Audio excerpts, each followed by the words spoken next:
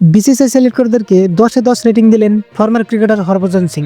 Yes guys, recently আমাদের ভারতের টি-20 বিশ্বকাপের জন্য স্কোয়াড অ্যানাউন্স করে দিয়েছে, যেখানে বড় পরিবর্তন করা হয়। শুভমান গিলকে বাদ রাখা হয়, এদিকে সঞ্জু স্যামসন এবং ঈশান কিষানকে দলে জায়গা দেওয়া হয়, প্লাস রিঙ্কু সিংও দলে কামব্যাক করে। বর্তমান হয়ে যাওয়া সাউথ আফ্রিকার লগে টি-20 সিরিজে শুভমান গিল রান করতে না পারায় তাকে বাদ রাখার সিদ্ধান্ত নেওয়া হয়।